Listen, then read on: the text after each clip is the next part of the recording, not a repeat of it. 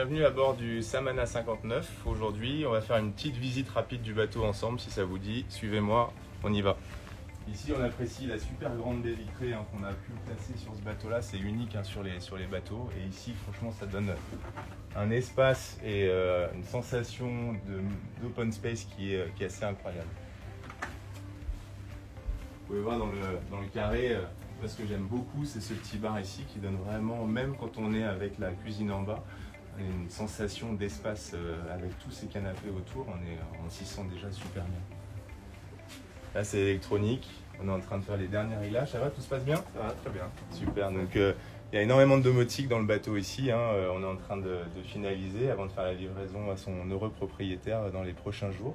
Et le bateau rejoindra le programme de l'Arc World, celui-là, et fera un grand tour dans le Pacifique avec des propriétaires argentins qui sont super contents. On continue, on va dans la cabine. La cabine propriétaire, on l'a fait sur les deux tiers arrière, qui n'ont pas tout à fait la même organisation qu'on avait fait sur la Lévria, sur le 67, où elle était à l'avant. Et ce qu'on voulait, c'était vraiment une double communication dans cette cabine propriétaire. Donc on peut rentrer à la fois par le carré et aussi par le cockpit. On voit là-bas.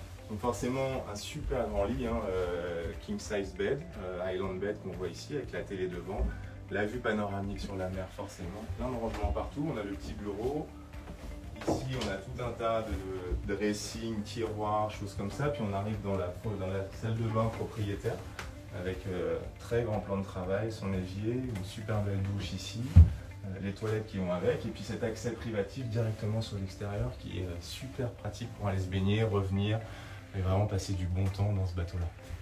On continue avec la cuisine. Là, on est à la coque bâbord. Donc derrière moi, on a une cabine invitée. Et ensuite, on rentre dans cette version d'aménagement. Il y en a plusieurs, mais dans cette version d'aménagement, dans la cuisine en bas, suivie de la cabine équipage. Donc c'est vraiment le crew quarter qui est organisé ici. Vous voyez cette cuisine tout équipée. Vous avez forcément la plaque 5 gaz. Vous avez frigo, congélateur, lave-vaisselle. Enfin, il y a vraiment tout ce qu'il faut pour continuer.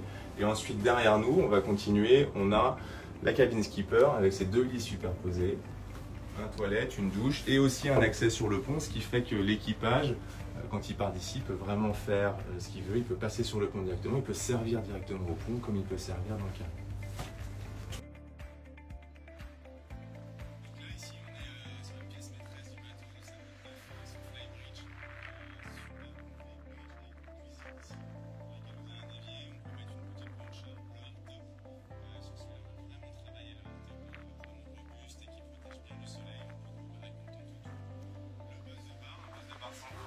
Qui est très facile à utiliser ici, même en équipage réduit. Un seul skipper peut mener le bateau dans des conditions normales pour des opérations de journée. On peut faire un mouillage, on voit super bien devant, un vue très dégagé devant et derrière.